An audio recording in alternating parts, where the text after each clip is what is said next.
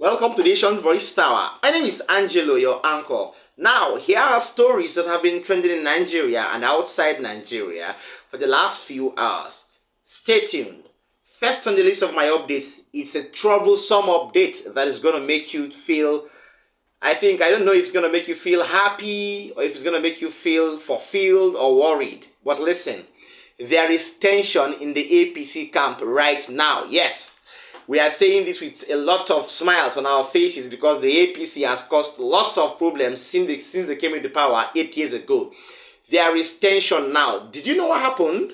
Now, former President Muhammadu Buhari and former Vice President Osinbanjo refused to honor the invitation of Asiwaju Bola Ahmed Tinibu to a meeting. They said, I will not come. Yes, they said, I will not come. I am tired of your APC meeting. I have ruled Nigeria and I've left it for you. You said, Emilokon, you said it is your turn. You want to rule Nigeria. Rule it alone. I cannot come and say anything in that particular regime of yours or administration of yours. That is what President Muhammadu Buhari felt and could not come for the meeting together with his Vice President Osinbanjo. He said, no, me, I will not come. In fact, I am outside the country. I cannot come for this, your APC meeting. You people should continue. You people want power, Abi, or I collect the power. That is what these two people said. And they have refused to turn up for the meeting. Now, listen to the main details. President Muhammadu Buhari, in a statement, after he told them he would not come for the meeting, via his media aide, Garba Shehu, said he wouldn't attend the meeting due to other commitment. He said, Omo, I cannot come for this meeting. I have things to do. Osinbanjo, his vice president during his time, in an apology letter addressed to the APC acting national chairman, said that he was already abroad for another engagement. Hence, he wouldn't be able to turn up for the party, for the inner caucus meeting. Now, what meeting were they invited for? The All Progressive Congress are having an inner party caucus meeting hosted by President Bola Ahmed Tinibu, who is obviously the leader of the party. In this caucus meeting, they would select Abdullahi Ganduje as the new chairman of the party, and then other issues will be discussed. Now, that inner party meeting, that caucus meeting was supposed to take place in the new banquet hall of the presidential villa. Now, those that were supposed to attend this inner party caucus meeting are the who is who in the APC, the political warheads in the APC, the big wigs in the APC. Talking about President Muhammadu Buhari, Osinbanjo, Senator Godswill Akpabio, the Senate President, Senator Tajuddin Abbas, the Speaker of the House of Representatives. Others that were supposed to come for the meeting include Vice President Kashim Shettima, who was away and is now back. We have all the APC governors. We have former Senate President Ahmad Lawan. And then we also have ex-Speaker of the House of Representatives, who is now the Chief of Staff, Femi Gbajabiamila, members of the National Working Committee of the APC, and other political warheads in the APC. These people were supposed to come to this inner caucus meeting to discuss lots of issues that are bothering to the APC. But President Muhammadu Buhari said, as I said before, I will not come.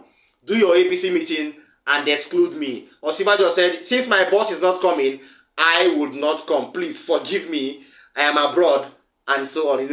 All of them are running away from the APC. The same APC who gave them power. The same APC that brought them to power. Now they are running away because they know that there is something illicit. There is something unpolitical. There is something, let us say, something controversial happening in the APC, which I will unravel very, very soon.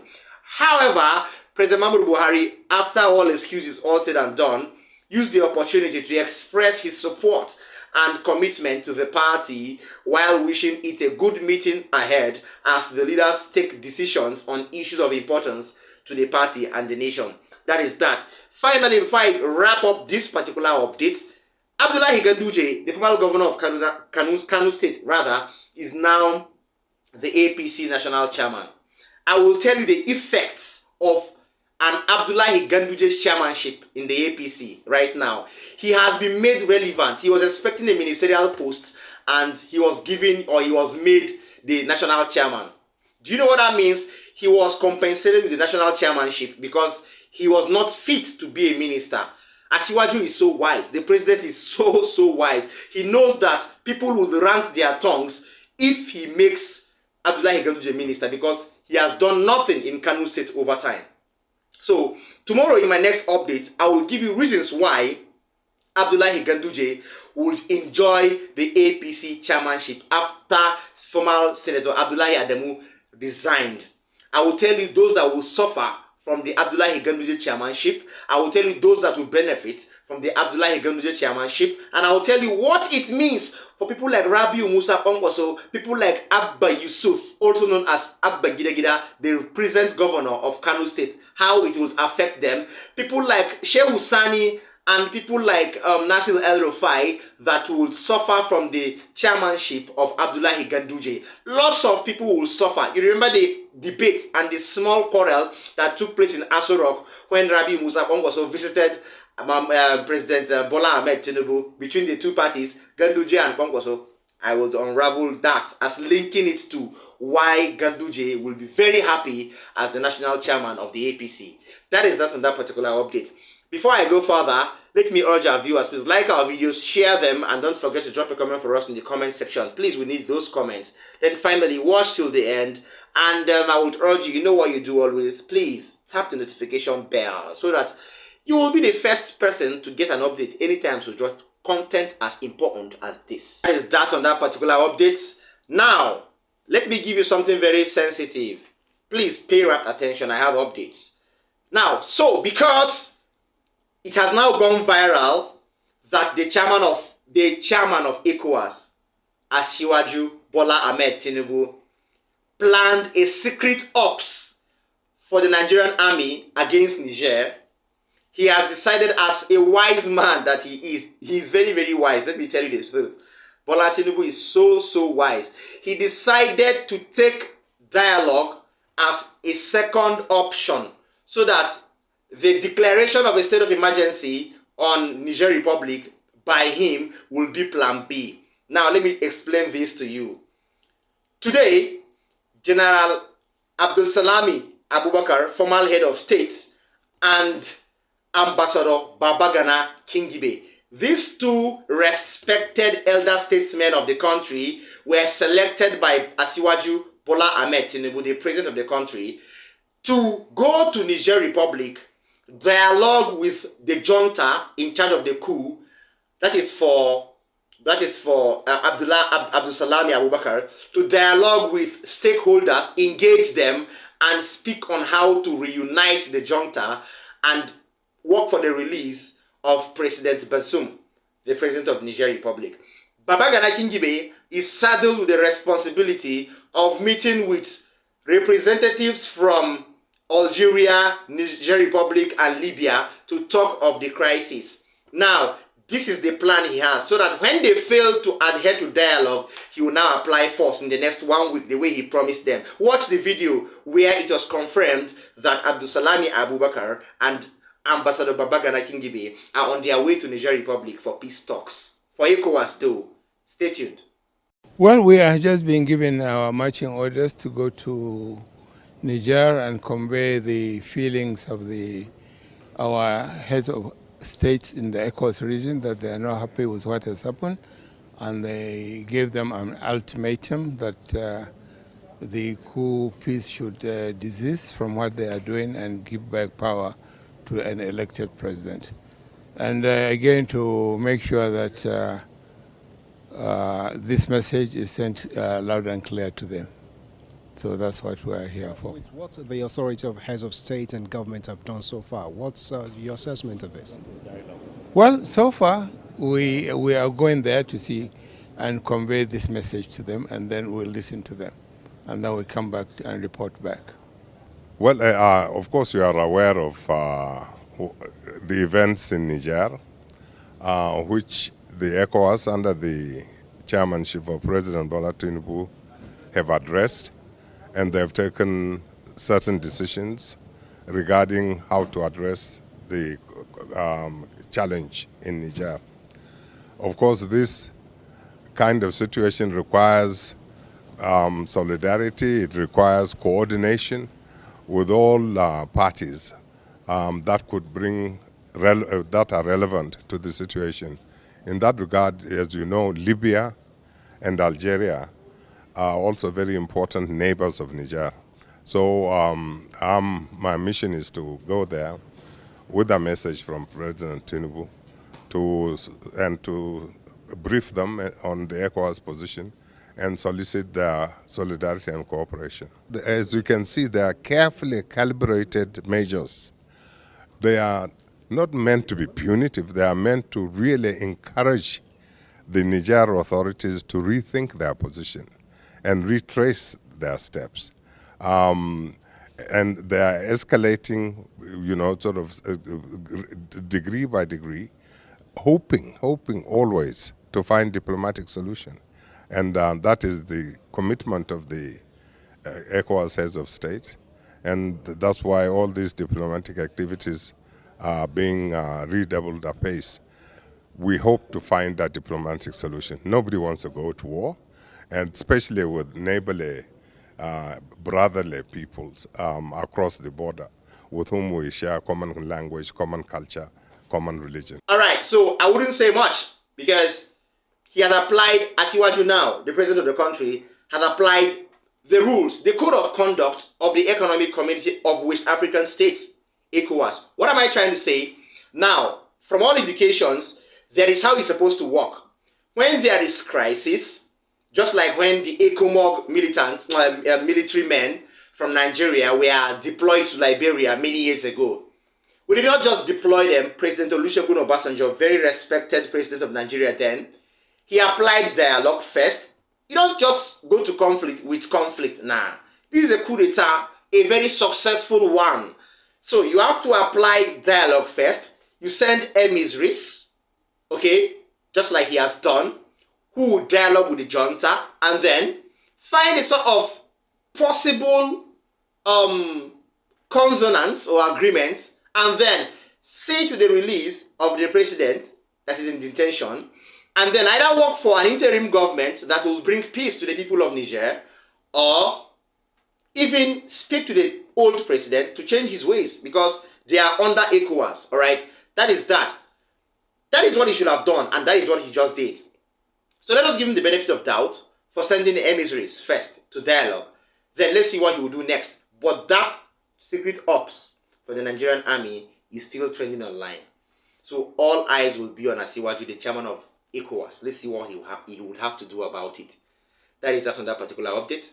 Yes, so amidst the ongoing nationwide protest by the Nigerian Labour Congress, the Traders Union Committee, and then the civil societies organizations that was planned yesterday, yes, it went on in all the states.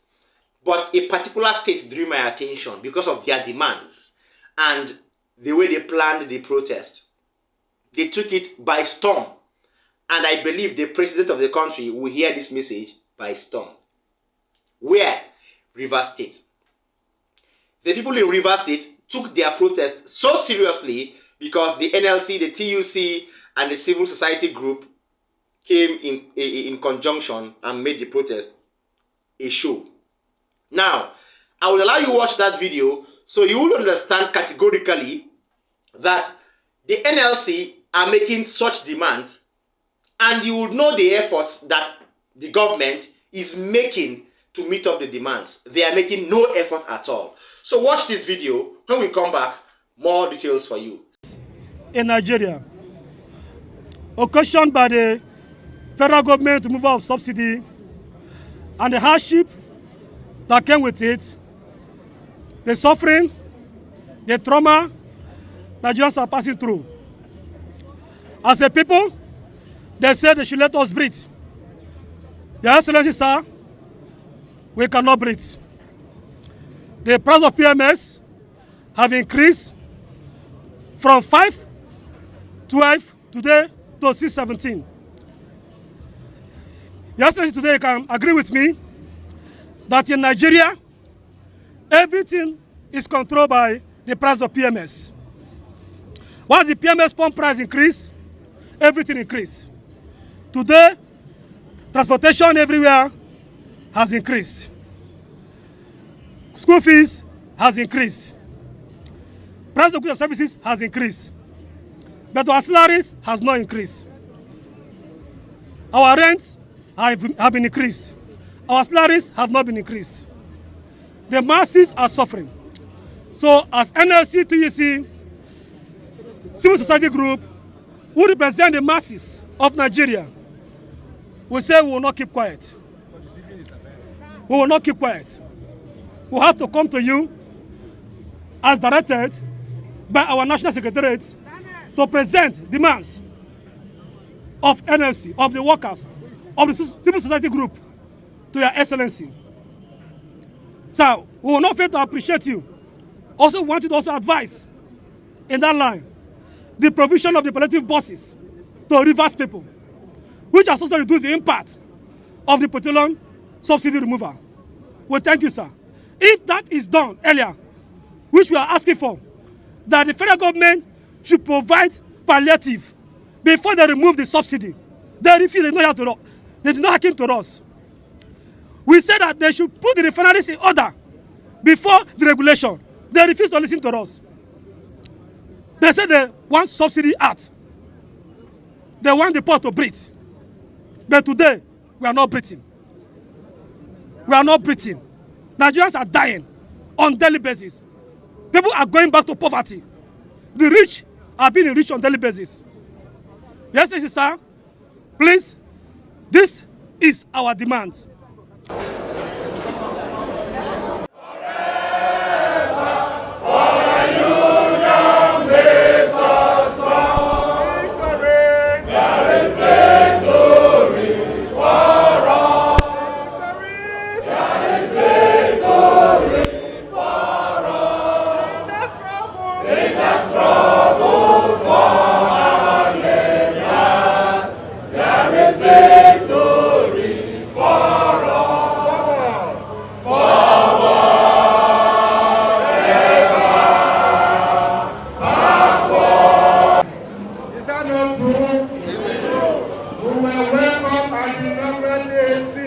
Mr. President, that is going to remove fuel subsidy. And the question is you are removing subsidy, what are the measures put in place to mitigate the impact that is follow?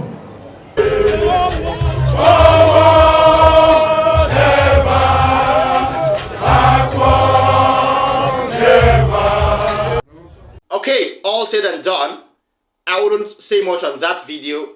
The protest is done and dusted. More will still come, because from what we're hearing this evening on our tables, the organized labor have been spoken to by the federal government, and they've given some ultimatum to see how well the federal government will make their policies work as regards meeting their demands. Now, there is a viral statement coming online on all social media platforms that Asiwaju Bola Ahmed Tinibu, the president of the country, promised the NLC that on December 26th or by December 24th or 26th, the refineries in Nigeria will begin to work, especially the one in Onitsha or thereabouts. So, I don't know how real this is, because I see no reality in making a refinery that has been dead for donkey years work between now and December. So it is either he's lying to Nigerians, or he wants to play a fast one on us, or he wants to write things of information where there are no paper and pen. So we'll fold our arms and see. Meanwhile, all eyes on the judiciary. Thank you so much. Stay tuned and always stay glued to Nation's Voice Tower. From us here, we're joining the curtain. See you next time. Bye.